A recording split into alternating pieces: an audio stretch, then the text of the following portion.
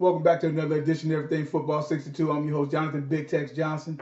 I'm going to throw some names out here to y'all and see what y'all, might know about where I'm going to probably go. You can tell by the title where I'm going to probably end up going with this. Wally Fingers, Mariano Rivera, Dennis Eckerly, Goose Gossage. Now, I just named four relievers, four relievers or relief pitchers or closers in baseball that's won championships. One of the things about baseball that I've always found out because being baseball used to be one of my favorite sports at one time in my life. But the funny thing about that is when you talk about pitchers, and a lot of guys have become closers or relief pitchers in some cases, not all cases, but in some cases, those guys were good pitchers at one time, or probably even great. But then, as time went on, they couldn't do it anymore, and they would be called to close games and whatnot. Some pitchers lose, and some pitchers are good at just being closers, and they can't pitch 5, 6, 7 innings or whatever, or even 9 the way it used to be. So they have these closers that come in and pitch and close the game out and get the save and all this other kind of stuff, while the pitcher who started gets the W in a lot of cases. So I'm saying all that to say, so here we are on the verge of this whole thing with Nick Foles, and I've been laying back in the cut a lot talking about that of Nick Foles. I've had different debates with different people over the past couple of months about Nick Foles, especially the little quick playoff run that they got. That eventually got them into the playoffs to try to make a run at it for them to end up beating the Chicago Bears. One of the things that I've always found pretty much intriguing about the whole aspect of Nick Foles is, and what a lot of people see, what a lot of people don't discuss and really talk about. One of the things that's never talked about on a lot of these different shows that I don't see, this is what I always try to bring this particular point of view to it. Nick Foles has been in the league since 2012. Going back, he was in that same draft as that of RG3, Andrew Luck, Russell Wilson, Kirk Cousins, and whatnot. And of course, Nick Foles is in this particular draft. Goes to third round, if I'm not mistaken. So one of the things that gets me about this, and one of the things that I don't really hear a lot of people talking about, everybody's talking about the feel-good stories, like, oh, people was going crazy, like Tony Romo, oh, is he going to do it again? Is he going to do this, that, and the other again? And all of this. And I'm like, Nick Foles has been in the league, like I said, it's been in the league for 7 years. Okay, 7 years he's been in the league. In 7 years, it's a possibility if you're a starting quarterback, that's 112 games. Okay, that's 112 games. Nick Foles has started in 44 games. Nick Foles is 26-18 in 44 games. Okay, he might have played in 54, but he actually started 44 games, right? Starting 44 games out of 112 that you possibly were supposed to start, being that of a starting quarterback. And his starting quarterback, I think really started up, and I want to say maybe he played like 6 games his rookie season. Then he came out, and this was the starting quarterback in that game. In that particular year, played in 13 games, but he only started 10. This is what I'm talking about. In the 7 years Nick Foles has played football, Nick Foles has not started 16 games. He has not started 16 games in any of the years that he was a starting quarterback. Even the magical year that he had that in 2013, where he threw for 2,891 yards, 27 touchdowns, only had 2 picks, and whatnot. He played in 10 games. He went 8-2 that year. They won the East that year and got to the playoffs. And I'm like, and people seem like, and to forget about all this stuff. All of a sudden, it's just like that stuff goes away. He wins the Super Bowl and everything like that. One of the intriguing things, again, in Nick Foles' 7 years of playing football, Nick Foles has not started 16 games. A lot of your great quarterbacks, the very good quarterbacks, the good quarterbacks start 16 games. They have 16 game seasons where they start at. This is a problem for me. Like I said, Nick Foles in 2013 goes 8-2. Then in 2014 goes 6-2. After that, 4-7. He gets traded to the Rams. 4-7. 1-0. Kansas City started 1 game and 2-1 Philly, basically like they came in Philly with 3 games because 11 or 12 games was won. So he sit up there and played and went 2-1 down the stretch.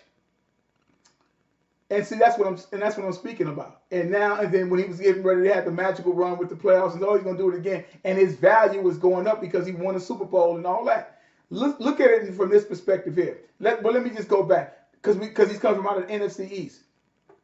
In this perspective, so his record is 26-18, okay, in 44 games. He has a winning percentage of 59.1 or .591 winning percentage, right? Now put this in perspective. Dak Prescott has started 3 years. In the 3 years that he started, he is 32-16. He has a 667 winning percentage. Okay, he's already played, if I'm not mistaken, right at 42 games or so. He's already played that amount of games. He's in Nick Foles in almost the same amount as Nick Foles has played. And if he's played that amount already, he's done that. He's done that in 48 games. Nick Foles has played 44 games, and he's been in the league 4 years. 4 years longer than that of Dak Prescott. And Prescott has already played more games than he's played. Dak Prescott has went 3 years in a row where he's played 16 straight games. Where he's played, again, 48 games. Okay? Nick Foles hasn't done that. I don't see durability with Nick Foles, and that's the point that everybody's missing instead of getting on the magic carpet ride about him. Now, he's probably going to get some big payday and all this kind of stuff. I'm not taking nothing away from the kid, what Doug Peterson ended up doing with him. They won the Super Bowl and all that. But I told you guys in one of my shows, consistent,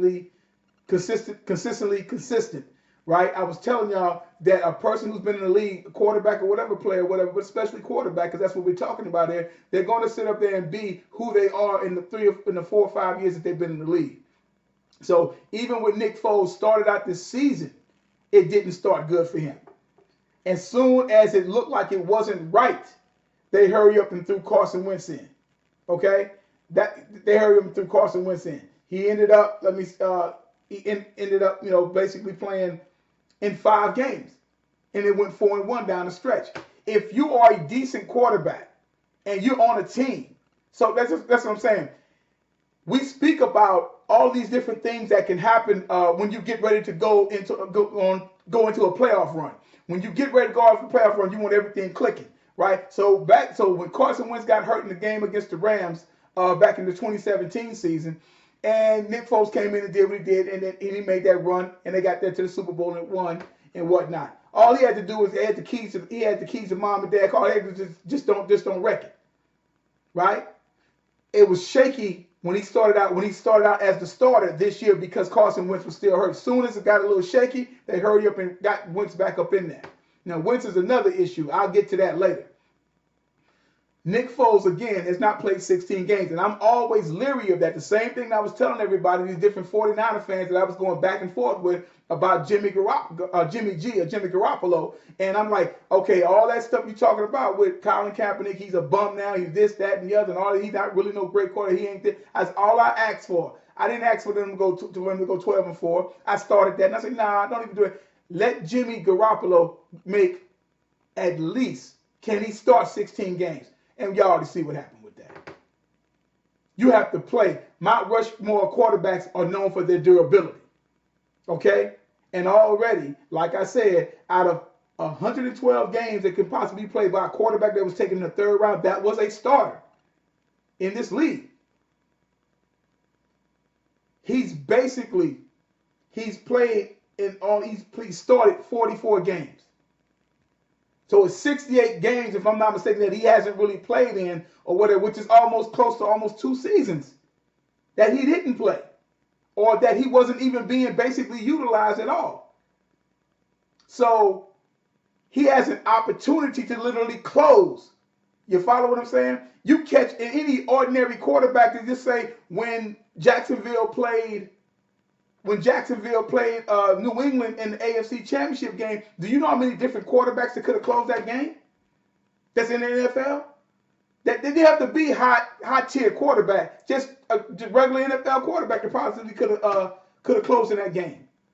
That's what that, you know what I'm saying, for Blake Bortles. But Blake Bortles started 16 games. You know what I'm saying? In order to get there, so he has a right to do whatever he's going to do in that particular game. Which, of course, that's going to happen. My point of it is that when you look at Nick Foles, all I'm seeing is a relief pitcher. I haven't seen anybody that can sit up there and pitch 9 innings. I don't see anybody that can last the duration of the season. I don't see anybody that is known for doing that. He's good. I say, so if you play 16 games, you only play 8, and you play the other part of the 8, the last 8, right? Or the last 4 or 5 games of the season, and then you're a decent quarterback. Well, you should be able to sit up there and do what you've done. But it's a reason why it's 16 games. Hell, Eli Manning looks great in the playoffs when the game's on the line when he's in the playoffs. But you got to play those 16 to get to that of the playoffs. You got to get that done. So that's my beef with him, and that's not so much a beef. That's my whole thing with him that nobody seems to be talking about. He hasn't played 16 games since he's been in the NFL. He's been in the NFL for 7 years. Now everybody will sit up there and talk about Jeff Fisher, blah blah blah. I don't care. I don't care. He has not played. He has not played 16 games in his career. So now if Jacksonville does sign him, which that's a good fit could be for him. Now he's no longer just sitting back in the reliever picture about the feel-good story behind that of Carson Wentz, who obviously has injury problems that date back to him being in college. And it makes you gotta wonder about when he came out of high school. And I'm talking about Carson Wentz being about 6'4", about 220 pounds, and he goes to a D2 school, North Dakota. Why didn't he go to a D1 school? It was something that somebody saw. Why they didn't mess with him, and he was injury prone there, and then he's coming to the pros. First rookie year, everything was fine. Second year going fine, and then the 11th or 12th game of the season, then that's when he ends up getting hurt, and then all the stuff with Nick Foles, and then now come in, he's playing for a while, then he gets hurt the last 3 or 4 games of the season. Something's up with all this injury prone stuff. These guys got to play ball, but that's what I'm talking about. So I haven't seen Nick Foles play 16 games. So now if he's going to be the new flavor there at quarterback for Jacksonville, then then now the money, because I saw a little article where they're just like, well, it doesn't have a lot of takers that you think it would have. I'm telling you what's getting ready to come up. The fact that he hasn't played 16 games. And that he's doing relief work. He's doing closing work. Can he be a 9-inning pitcher? Can he sit up there and play 16 games? Can he go through the gauntlet of that? Of the 2 or 3 game losing streak that may happen or may not happen, or getting roughed up pretty good, or the press, what all the stuff that goes on, because now you're the man. It's easy to sit back in the back and because nobody's expecting anything out of you. But now you're the man. So you're the man on a franchise that has a hell of a defense, got a running game and Fournette that can pull it together, got some decent receivers, decent young receivers. So we're going to see what he can do, what magic he can bring. That everybody keeps saying, that Foles magic.